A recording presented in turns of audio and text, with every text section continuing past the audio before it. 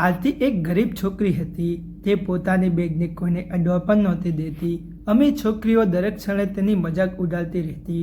એક દિવસ જ્યારે ક્લાસની છોકરી કાવ્યાની 6,000 રૂપિયાની નોટ ચોરી થઈ તો મેડમે તમામ બાળકોની બેગ ચેક કરી, પરંતુ આરતીને બેગથી બે હાથમાં પકડીને બોલી, "હું બેગ નહીં બતાવું." મેડમ તેને ખૂબ જ મારી અને જ્યારે પ્રિન્સિપાલ પાસે લઈ જવામાં આવી.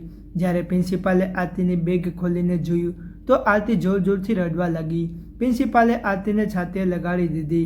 આખરે આરતીની બેગમાં કયો ખજાનો છુપાવી રાખ્યો હતો તે આ બેગ કોઈને અડવા પણ નહોતી દેતી. ક્લાસની છોકરીઓ કહેતી, "અરે બતાવ, અહીં તારી બેગ, અમે પણ જોઈએ કે કયો ખજાનો સંભાળ્યો છીએ." કાવ્યા, જે આ ક્લાસની ટોપ છોકરીઓમાંની એક હતી, જેટલી ઇન્ટેલિજન્ટ અને હોશિયાર છોકરી હતી એટલી તોફાની અને ઘમંડી પણ હતી. ઘમંડ એ વાતનો હતો કે સતત ક્લાસમાં ટોપ કરતી હતી અને તે એક અમીર બાપની પુત્રી પણ હતી. આ સ્કૂલમાં આપવામાં આવતો ફંડ, જેનાથી ગરીબ બાળકોને શિક્ષણ આપવામાં આવતું, કાવ્યનો બાપ જ આપતો હતો. આ વાતના ટોણા પર તે વારંવાર પોતાની ક્લાસની ઘણી છોકરીઓને મારતી હતી, જેઓ સ્કોલરશીપ પર આ સારી સ્કૂલમાં ભણતી હતી. આ સ્કૂલ શહેરની સૌથી પ્રખ્યાત અને શ્રેષ્ઠ સ્કૂલ માનવામાં આવતી હતી, કારણ કે અહીંના જે બાળકો શિક્ષણ મેળવતા હતા તે ચોક્કસપણે ભવિષ્યમાં કંઈક ને કંઈક બની જતા હતા. આરતીએ પોતાની બેગને જોરથી પકડીને પોતાની છાતીએ લગાવી રાખી હતી. કાવ્ય અને તેની બહેનપણીઓ તેની પાછળ જ ઊભી હતી. ના જાણે તેમને આરતી સાથે શેની દુશ્મની હતી. જ્યારે પણ ફ્રી ટાઈમ મળતો હતો ત્યારે તેઓ આ માસૂમ છોકરીને હેરાન કરવા માટે પહોંચી જતી હતી. અત્યારે પણ તેઓ જાણી જોઈને તેની પાસેથી બેગ ખેંચી રહી હતી. આખરે આમાં એવી કઈ વસ્તુ છે તું અમને બતાવતી નથી અને છુપાવીને રાખે છે? આરતીએ જ્યારે તે બધાને પોતાના પર ભારે પડતા જોઈ તો તેણે બેગને પોતાની છાતીએ પૂરી તાકાતથી લગાડી દીધી. તે રડતી રહી હતી. કાવ્યની બહેનપણીઓ તેને દુપટ્ટાને ખેંચીને ઉતારી દીધો હતો. તેના વાળ વેરવિખેર થઈ ગયા હતા. કોઈ તેના વાળ ખેંચી રહ્યું હતું તો કોઈ તેની ચોટલીને ખેંચીને મોરડોરી રહ્યું હતું. એટલામાં એક છોકરી બહારથી દોડતી આવી અને બોલી કે, "શારદા મેડમ ક્લાસમાં આવી રહ્યા છે." કાવ્યાના તો હોશ જ ઉડી ગયા. તે તરત જ પોતાની સીટ પર જઈને બેસી ગઈ. તે જાણતી હતી કે શારદા મેડમ કેટલા કડક છે. તેમને એ વાતથી ફરક નહોતો પડતો કે તેમની સામે બેઠેલો સ્ટુડન્ટ કયા અમીર બાપની ઓલાદ છે કે પછી કયા મજૂર બાપની ઓલાદ. આરતીએ ભગવાનનો આભાર માન્યો. તેણે ઝડપથી પોતાની બેગને પોતાની સામે ડેસ્ક પર મૂકી અને પોતાનો ચહેરો સરખો કરવા લાગી. પરંતુ ત્યાં સુધીમાં શારદા મેડમ ક્લાસમાં આવી ગયા હતા. બધા બાળકો ખૂબ જ સરસ રીતે બેઠા હતા. યુનિફોર્મ પણ ચોખ્ખા હતા, પરંતુ સિવાય આરતીના. તેની આવી હાલત જોઈને શારદા મેડમ આશ્ચર્યમાં પડી ગયા. તેઓ કહેવા લાગ્યા, "આ શું પોતાની હાલત કરી છે? કોઈ ખેતરમાંથી ઊભી થઈને આવી છે કે શું? આવી હાલતમાં કોણ સ્કૂલમાં આવે છે? દરરોજ તારી આવી હાલત જ હોય છે. ક્યારેક તારું કામ પૂરું નથી થતું તો ક્યારેક તારું આ ચહેરો કેવો લાગે છે.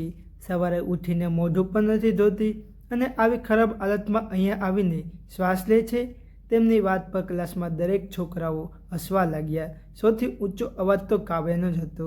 કાવ્યા કહેવા લાગી, "શું ખબર મેડમ, તેના બાપ તેની પાસે ખેતરમાં કામ પર કરાવતા હોય. હવે 2 ટાઈમની રોટલી પર તો ખાવાની હોય છે ને." આ વાત સાંભળીને ત્યાં બેઠેલા બીજા બાળકો હરવાશથી હસવા લાગ્યા, પરંતુ શારદા મેડમે પોતાના હાથમાં રહેલી સોટીને સામે ટેબલ પર મારીને બધાને ચૂપ કરાવી દીધા અને કહેવા લાગ્યા, "જ્યારે હું વાત કરી રહી હોય ત્યારે વચ્ચે બોલવાની પરવાનગી કોણે આપી? હવે જો તમે વચ્ચે બોલવાની કોશિશ કરી તો ક્લાસની બહાર કાઢી નાખીશ." આરતીએ ત્યાં સુધીમાં પોતાનો ચહેરો વ્યવસ્થિત કરી લીધો હતો. "સોરી મેડમ" કહીને તે ચૂપચાપ બેસી ગઈ. મેડમ પર વધુ વિલંબ કર્યા વિના ભણાવવાનું શરૂ કરી દીધું. અંગ્રેજીનો પિરિયડ હતો. તે અંગ્રેજીમાં બાળકોને લેક્ચર આપી રહી હતી. ભલે આરતી ગરીબ પરિવારની હતી, છતાં પણ તે સ્કૂલમાં A ગ્રેડ મેળવનાર બાળકોમાં સામેલ હતી. અત્યારે પણ તે પોતાના ધ્યાનમાં સામે વ્હાઇટ બોર્ડ પર લખેલું લખાણ પોતાની નોટમાં લખી રહી હતી. ત્યાં જ ક્લાસમાં ઘોંઘાટ થયો. કાવ્યાએ પોતાની બેગમાંથી પેન કાઢવા માટે બેગ ખોલી હતી, પરંતુ તે જ ક્ષણે તેના શબ્દોએ બધાને ચોંકાવી દીધા. ક્લાસમાં કાવ્યનો અવાજ આવ્યો, "મેડમ, મારી બેગમાંથી તો પૈસા ચોરાઈ ગયા છે. મારા પૈસા ક્યાં ગયા? કોણે કાઢ્યા છે મારી બેગમાંથી પૈસા?" શારદા મેડમ વ્હાઇટ બોર્ડ પર લખતા લખતા થંભી ગયા. તેમણે માર્કર પેન બંધ કરી અને પાછા ફરીને કાવ્યા તરફ જોવા લાગ્યા. તેમણે કહ્યું, "શું થયું છે કાવ્યા?" કાવ્યા ઊભી થઈ અને પરેશાન થઈને કહેવા લાગી, "મેં મારી બેગમાં 500 રૂપિયાની નોટ મૂકી હતી. ન જાણે તે કોણ કાઢી લીધી." મેડમ કહેવા લાગ્યા. ધ્યાનથી બેગમાં જો, બેગમાં જ પડી હશે. તારી બેગમાંથી શું કરવા કોઈ પૈસા કાઢે? અને એમ પણ તું સ્કૂલમાં એટલા બધા પૈસા લઈને જ કેમ આવે છે? આના પર કાવ્યાએ ખૂબ જ ઘમંડભર્યા સ્વરે કહેવાનું શરૂ કર્યું. ઓફકોર્સ, હું દરરોજ આનાથી પણ વધારે પૈસા લાવું છું. લંચ ટાઈમ દરમિયાન મારે કંઈક ને કંઈક મારા અને મારા મિત્રો માટે બહારથી મંગાવવાનું જ હોય છે. પરંતુ આજે હું શું ખાઈશ? મારી પાસે તો પૈસા જ નથી. ખબર નહીં કોણે કાઢી લીધા. શારદા મેડમે દરેક બાળકોના ચહેરા જોયા અને પછી પોતે આવીને કાવ્યાની બેગ ચેક કરી. હકીકતમાં તેની બેગમાં પૈસા નહોતા. મેડમે એક બાળકને કહ્યું કે ક્લાસનો દરવાજો બંધ કરી દે. કોઈ પણ આ ક્લાસરૂમમાંથી બહાર નહીં નીકળે. પહેલી બેન્ચ ઉપર બેઠેલી 4 છોકરીઓની બેગ તેમણે પોતાને ચેક કરી. દરેક વસ્તુ ચેક કરી, પણ તેમની પાસે પૈસા નહોતા. મેડમે તે 4 છોકરીઓને કહ્યું કે એક એક લાઇનમાં જાય અને જઈને દરેકની બેગ ચેક કરે. આખરે પૈસા કોણે ચોરી કર્યા છે? બધી છોકરીઓ પોતપોતાની બેગ ચેક કરવા લાગી. છોકરીઓની લાઇનમાં બેગ ચેક કરવામાં આવી રહી હતી. ત્યાં જ અચાનક ક્લાસની એક બાજુથી છોકરીની લડાઈનો અવાજ આવતા લાગ્યો. આ લડાઈ સાંભળીને મેડમે પાછા ફરીને તેને ખૂણા તરફ જોયું, જ્યાં 2 છોકરીઓ જોરથી બેગ છીનવવાનો પ્રયાસ કરી રહી હતી અને બોલી રહી હતી કે અમને જોવા દે. બીજી બાજુના કાવ્યના ચહેરાનો એક અજીબ હાસ્ય હતું. વાસ્તવમાં કાવ્યના પૈસા તો ખોવાય જ નહોતા. તેણે તો જાણી જોઈને આ બધો ખેલ કર્યો હતો, જેથી કરીને આ બહાને આરતીની બેગ ચેક થાય અને સચ્ચાઈ સામે આવી જાય કે આખરે તેની બેગમાં એવું શું છે કે જેથી તે પોતાની બેગને હાથમાં પણ નથી લગાવવા દેતી. જ્યારે શારદા મેડમે આ અવાજ સાંભળ્યો તો તે ચાલીને તેની પાસે પહોંચી ગયા અને કહેવા લાગ્યા, શું પ્રોબ્લેમ છે? ઘોંઘાટ કેમ થઈ રહ્યો છે? બંને છોકરીઓ બોલાવા લાગી. મેમ જુઓ ને, તમે પોતે જ કહ્યું છે કે દરેક પોતાની બેગ ચેક કરાવે, પરંતુ આરતી અમને પોતાની બેગ ચેક કરવાની જ નથી દેતી. જ્યારે શારદા મેડમે આરતીને જોઈને તેમણે કડક શબ્દમાં કહ્યું, આખા ક્લાસે પોતાની બેગ ચેક કરાવી છે. તને શું પ્રોબ્લેમ છે? બેગ ખોલ અને બધાને બતાવ. પણ આરતીએ ના પાડી દીધી. તે કહેવા લાગી, ના, હું મારી બેગ નહીં ચેક કરવા દઉં. જ્યારે શારદા મેડમે આ સાંભળ્યું તો બીજી જ ક્ષણે કડક શબ્દોમાં કહેવા લાગ્યા, અચ્છા, એનો મતલબ તે જ પૈસાની ચોરી કરી છે. તેથી જ તું પોતાની બેગ ચેક નથી કરાવી રહી. જ્યારે આ વાત આરતીએ સાંભળી તો તે નામાં ના માથું હલાવવા લાગી અને આંખમાં આવેલા આંસુને સાફ કરીને કહેવા લાગી, ના મેમ, મેં કોઈ ચોરી નથી કરી. હું જાણી રહી છું ને. અરે મારું શું જરૂર છે કાવ્યના પૈસા ચોરવાની? હું તો તેના ડેસ્કની નજીક પણ નથી જતી કે ના તેની બેગને હાથ લગાવું છું. પ્લીઝ મારી બેગને છોડી દો. કાવ્ય પર ત્યાં જ આવી ગઈ હતી અને કહેવા લાગી, મને આની ઉપર પહેલાંથી શંકા હતી. ચોક્કસ આણે જ મારું ગંદુ કામ કર્યું છે. એક તો આ ગરીબ છોકરી, અમારા પૈસાને ભણવાવાળી. આની તો એટલી ઓકાત નથી કે જે સ્કૂલમાં ભણી શકે અને ઉપરથી અહીંયા અમારા લોકોના બેગમાંથી ચોરીઓ પણ કરી રહી છે. કાવ્યની વાત સાંભળીને આરતી પહેલાં કરતાં પણ વધુ રડવા લાગી હતી, પરંતુ પોતાની બેગને જોરથી પોતાની છાતીએ પકડીને કહેવા લાગી, મેં કોઈ ચોરી નથી કરી. શું તમને સમજાતું નથી? હું મારી બેગ તમને લોકોને ચેક નહીં કરવા દઉં. જ્યારે શારદા મેડમે આ જોયું તો કાવ્યને લડવાને બદલે તેમણે આરતીના ગાલ પર એક જોરથી થપ્પડ મારી દીધું અને કહેવા લાગી, એક તો ચોરી કરી છે અને ઉપરથી જીપ પણ ચલાવે છે. દેખા તારી બેગ મને, નહીં તો હું તારી બહુ ખરાબ હાલત કરીશ. શારદા મેડમે ખૂબ જ ગુસ્સામાં બોલી રહ્યા હતા. કોઈ શિક્ષક માટે આ રીતે બાળકો સાથે વાત કરવી યોગ્ય નહોતી, પરંતુ આરતી કહેવા લાગી, કંઈ પણ થઈ જાય, હું મારી બેગ કોઈ પણ સંજોગમાં તમને નહીં બતાવી શકું. ઘોંઘાટનો અવાજ ક્લાસની બહાર પહોંચી રહ્યો હતો. ત્યાં ક્લાસમાં 5 થી 6 બાળકો હાજર હતા, જેઓ ગરીબ પરિવારના હતા અને સ્કોલરશિપ પર અહીં ભણી રહ્યા હતા. જ્યારે તેમણે જોયું કે આ મામલો હાથમાંથી નીકળી ગયો છે અને આરતીને મેડમ દ્વારા માર ખાતી જોઈ તો તેને તે રહેવાયું નહીં. તેઓ ખૂબ જ કાળજીપૂર્વક ક્લાસમાંથી બહાર નીકળી ગયા અને જઈને સ્કૂલના પ્રિન્સિપાલને જાણ કરી દીધી. જેવા સ્કૂલના પ્રિન્સિપાલ સુધી આ સમાચાર પહોંચ્યા તો થોડીવાર પછી ત્યાં જ પ્રિન્સિપાલ ગીતા મેડમ પહોંચી ગયા. જ્યારે ગીતા મેડમે દરવાજો ખોલ્યો તો સામેનું દ્રશ્ય જોઈને તેઓ આશ્ચર્યમાં પડી ગયા. તેમના બુલંદ અવાજે શારદા મેડમના હોશ ઉડી દીધા. તે એક કદમ કડક સ્વરે કહેવા લાગ્યા, અહીંયા શું થઈ રહ્યું છે? આજ પહેલાં કોઈએ પણ ગીતા મેડમને આટલા ગુસ્સામાં નહોતા જોયા. પરંતુ શારદા મેમ પોતાના બચ્ચામાં કંઈ બોલે અને આરતી વિશે ત્યાં જ બધું જણાવે એ પહેલાં હાથ ઊંચો કરીને ગીતા મેડમે બધાને ચૂપ કરાવી દીધા અને કહેવા લાગ્યા, આ છોકરીને લઈને મારી ઓફિસમાં આવો. બધા સ્તબ્ધ થઈ ગયા. શારદા મેડમ કાવ્ય અને આરતીને પોતાની સાથે લઈને પ્રિન્સિપાલની ઓફિસમાં ગયા. ગીતા મેડમ સામે જ બેઠા હતા. સૌ પ્રથમ તો કાવ્યાને બોલાવવામાં આવી અને જ્યારે તેણે પૂછવામાં આવ્યું તો કાવ્યએ એ જ બનાવેલી સ્ટોરી જણાવી કે મારી બેગમાંથી પૈસા આરતીએ ચોરી લીધા છે. ગીતા મેડમ ખૂબ જ ધીમા અને પ્રેમભર્યા સ્વરમાં વાત કરવાવાળી સ્ત્રી હતા. તેઓ કહેવા લાગ્યા, તું આટલા વિશ્વાસ સાથે કેવી રીતે કહી શકી કે તારા પૈસા આરતીએ ચોર્યા છે? તો આના પર કાવ્યાએ કહ્યું, કારણ કે તે તેની બેગ અમને ચેક કરવાની ના પાડે છે. ત્યાં સુધી કે શારદા મેડમ તેને થપ્પડ મારી, તેમ છતાં પણ તેણે પોતાની બેગ બતાવવાની ના પાડી દીધી. તેણે આ જ મતલબ છે કે આજ સુધી સ્કૂલમાં જેટલી પણ ચોરીઓ થઈ છે તે બધી આરતી દ્વારા જ કરવામાં આવી છે. આ બધું સાંભળીને ગીતા મેડમ કાવ્યાને ત્યાંથી પાછી મોકલી દીધી. કાવ્યા તો ત્યાંથી જ નીકળી ગઈ, પણ શારદા મેડમ ત્યાં જ હાજર હતા. ત્યાર પછી તેમણે પોતાની ઓફિસમાં આરતીને બોલાવી. આરતી ડરીને રડવા લાગી. ઓફિસમાં આવી તેણે હજી સુધી પોતાની બેગને છાતીએ લગાવી રાખી હતી. તેના વાળ વેરવિખેર થઈ ગયા હતા. ચહેરા પર શારદા મેડમની આંગળીઓના સંપૂર્ણ નિશાન હાજર હતા. તેનો સફેદ રંગ હોવાથી આંગળીઓના નિશાન સ્પષ્ટ દેખાઈ રહ્યા હતા. માસૂમ છોકરીના ચહેરા ઉપર નિશાન જોઈને ગીતા મેડમે ખૂબ જ ગુસ્સાથી શારદા મેડમ તરફ જોયું. પછી શારદા મેડમે પણ પોતાની સામે પડેલી ખુરશી પર બેસવાનું કહ્યું અને આરતીને પણ કહ્યું, બેટા અહીં મારી પાસે આવીને બેસ. આરતી ડરતી ડરતી બાજુમાં આવીને બેસી ગઈ. પછી તે આરતીને પૂછવા લાગ્યા, બોલ બેટા, શું વાત છે? આના પર આરતી જોર જોરથી રડવા લાગી અને પછી રડતા રડતા કહેવા લાગી, કાવ્યા મારી સામે ખૂબ જ ખરાબ વર્તન કરે છે. મને ગરીબ હોવાના ટોણા મારે છે. મને પોતાની બહેનપણીઓ સાથે મળીને અમારી બધી જ ગરીબ છોકરીઓની મજાક ઉડાડે છે. આજે પણ તે સવારથી જ મારી બેગ છીનવવાનો પ્રયાસ કરી રહી હતી. જ્યારે મેં તેને બતાવવાની ના પાડી તો તેણે મારા પર ચોરીનો આરોપ લગાવી દીધો. આ સાંભળીને ગીતા મેડમે આરતી સામે એક નજર નાખી અને પછી કહ્યું, આ બધી બાબતો વિશે શું કાવ્યા સાથે વાત કરીશ? પરંતુ તું પોતાની બેગ મિસ શારદા પાસે ચેક કરાવી લેજે. જ્યારે આખા ક્લાસે પોતાની બેગ ચેક કરાવી દીધી છે તો પછી તું તારી બેગ કેમ નહોતી ચેક કરવા દેતી? જો તું તારી બેગ ચેક કરાવી લીધી હોત તો તું શંકાના દાયરામાં ન આવી હોત. જ્યારે તું પોતાની બેગ ચેક નહોતી કરાવી રહી તો બધાને એવું જ લાગે ને કે તે જ ચોરી કરી છે બેટા. જ્યારે આવી વાતો આરતીને સાંભળી તો તેણે માથું નમાવી દીધું. ખૂબ જ પ્રેમથી ગીતા મેડમ ઊભા થઈને તેની નજીક આવ્યા અને કહેવા લાગ્યા, મને તારી બેગ જોવા દે. આરતીએ પહેલાં તો નામાં ના હાથું વલાવ્યું. પછી તેણે કહેવા લાગી, તમે કોઈને કહેશો નહીં.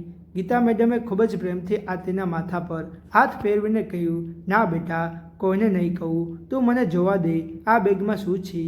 ગીતા મેડમના કહ્યા પછી આરતીએ ડરતા ડરતા એક નજર મિસ શારદા પર નાખી અને પછી તે બેગ ગીતા મેડમને આપી દીધી. જેવી તે બેગ તેની પાસે આવી તો તેને ખોલીને જોવા લાગ્યા. જેમ જેમ તે બેગમાં વધુ તપાસ કરી રહ્યા હતા તેમ તેમ તેની આંખો આશ્ચર્ય પૂરી થઈ ગઈ. બીજી જ ક્ષણે તેમની આંખોમાંથી મોટા મોટા આંસુ વહેવા લાગ્યા. ગીતા મેડમ રડવા લાગ્યા. બેગ પોતાની બાજુમાં મૂકી અને પછી રડતા રડતા તેમણે આરતીને પોતાના ગળે લગાવી દીધી. મિસ શારદા હજુ પણ આશ્ચર્યચકિત થઈને આ દ્રશ્ય જોઈ રહ્યા હતા. આખરે એવું શું હતું આરતીની બેગમાં જે જોઈને પ્રિન્સિપલના મેડમમાં આટલું બધું રડવા લાગ્યા હતા? જ્યારે ગીતા મેડમને આરતીની બેગ ખોલીને જોયું તો બેગમાં પુસ્તકોની સાથે સાથે એક બાજુ રોટલીના અમુક ટુકડા હતા. આની સાથે અમુક ખાધેલા અને અડધા મૂકેલા પાઉં હતા. આ ઉપરાંત અડધું ખાધેલું બર્ગર હતું. ભાજીનું પેકેટ હતું. એક પેકેટ જેમ દાળ હતી અને એક પેકેટમાં ભાત હતા. આ નાની નાની વસ્તુઓ બેગમાં પડી હતી. આ બધું જોઈને ગીતા મેડમ સમજી ગયા હતા કે આખરે મામલો શું છે. આ બધુંને જોઈને તેમનાથી રહેવાયું નહીં તો તેમણે આરતીને પોતાની ગળે લગાવી દીધી અને રડતા રડતા પોતાની બાજુમાં બેસાડીને કહ્યું, આ બધું શું છે? મને પૂરી વાત જણાવ. શારદા મેડમથી પણ રહેવાયું નહીં તો તેને ઊભા થઈને બેગ પાસે આવ્યા અને તે બેગ ખોલીને જોવા લાગ્યા. બેગમાં રહેલી આ વસ્તુને જોઈને તે સ્તબ્ધ થઈ ગયા. આ બેગમાં પૈસા તો નહોતા પણ આ વધેલું ખાવાનું હતું. શારદા મેડમને કાંઈ સમજાતું નહોતું. આખરે અસલી મામલો શું છે તે આશ્ચર્યથી આરતીના ચહેરા તરફ જોઈ રહ્યા હતા. ત્યાં જ ગીતા મેડમ આરતીને પૂછવા લાગ્યા, બેટા આ બધું શું છે? શું તું આ બધું બધાથી છુપાવી રહી હતી? આરતીને રડવા લાગી અને રડતા રડતા કહેવા લાગી, મેડમ હું નહોતી ઈચ્છતી કે અહીં મારી મજાક ઉડાડવામાં આવે. મારા ક્લાસના બાળકો એમ પણ મને ખૂબ હેરાન કરે છે. મારા વિશે જાત જાતની વાતો કરે છે. જો મારી બેગ તેમની પાસે સામે ખોલવામાં આવી હોત તો તેઓ મારી બેગમાં આવી વસ્તુ જોઈ લીધી હોત તો મારું અહીંયા રહેવું મુશ્કેલ બની ગયું હોત. આરતી આગળ કહેવા લાગી, મારા પપ્પાનું અવસાન થઈ ગયું છે. તે એક પ્રાઇવેટ નોકરી કરી રહ્યા હતા. તેમનું એક એક્સિડન્ટમાં મૃત્યુ થઈ ગયું હતું. જે થોડી ઘણી બચત હતી તેનાથી ઘરનો ખર્ચ ચલાવતો હતો, પરંતુ ક્યાં સુધી તેનાથી ગુજારો થઈ શકે.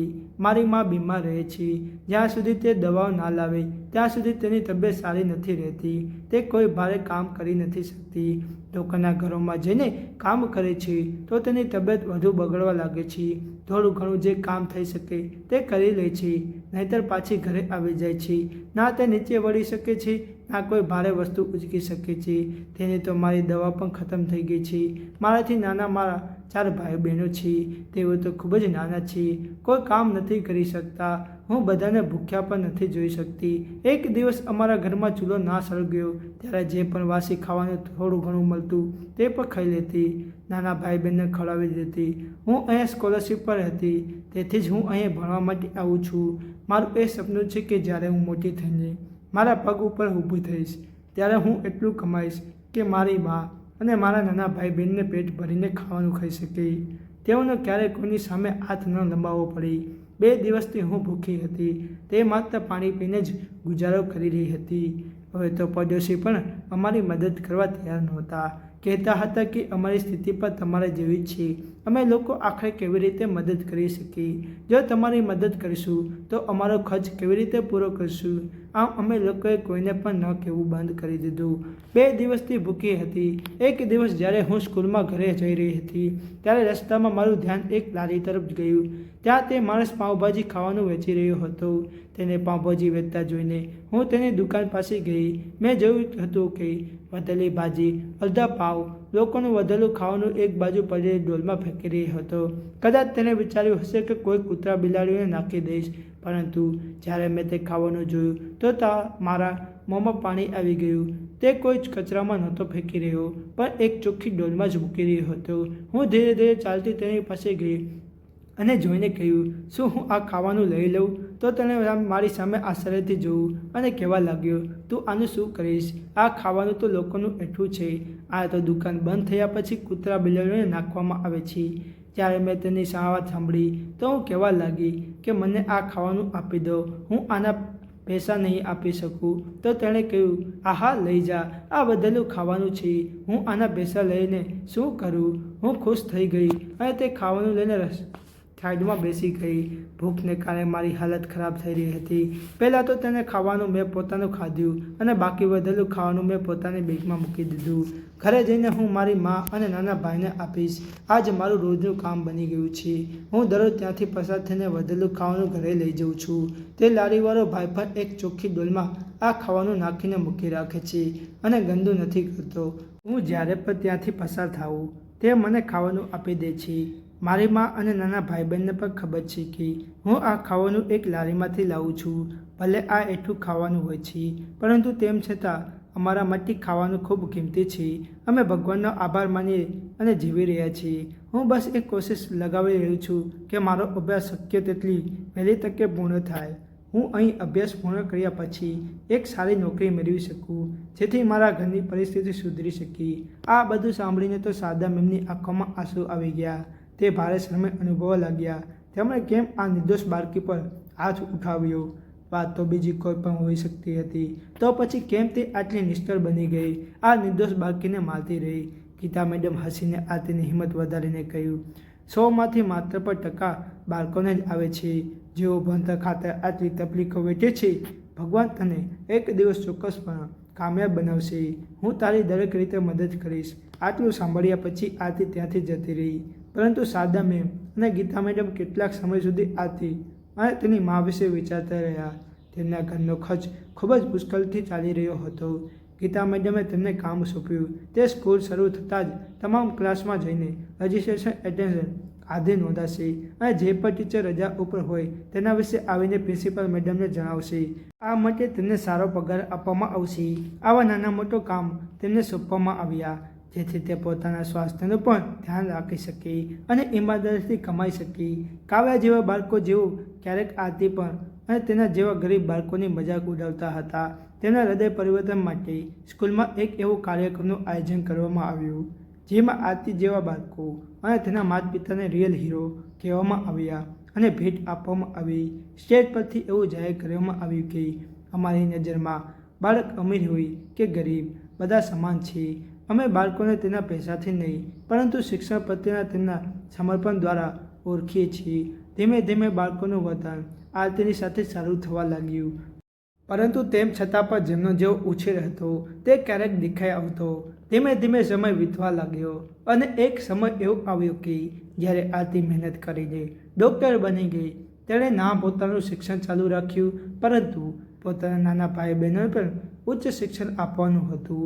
આજે તે સમાજમાં ખૂબ જ ગર્વથી જાણતી હતી. આજે આરતીએ એક મોટું ફંક્શનનું આયોજન કર્યું હતું અને આ ફંક્શનમાં પણ તેણે તે લારીવાળા ભાઈને પણ ખાસ આમંત્રણ આપ્યું હતું જેણે ભૂખના દિવસોમાં આરતીની ખૂબ જ મદદ કરી હતી અને મફતમાં તેને ખાવાનું આપ્યું હતું. જો તે ના હોત તો કદાચ આજે આરતી પણ આ મુકામ પર ના હોત. આ સંઘર્ષના સફરમાં જેણે તેનો સાથ આપ્યો હતો, આરતી તે બધા સ્ટેજ પર બોલાવીને તેમનો આભાર માન્યો, કારણ કે તે બધા વિનાથી અહીંયા ન પહોંચી શકી હોત. તે ખરેખર એ બધી છોકરીઓ માટે એક માન નિશાન બની ગઈ હતી. જો નાની નાની મુશ્કેલીઓમાં એમ કહેતી હતી કે અમે આ નહીં કરી શકીએ. તો મિત્રો, વાર્તા ગમી હોય તો ચેનલને સબસ્ક્રાઈબ અને લાઈક કરવાનું ભૂલતા નહીં. જય શ્રી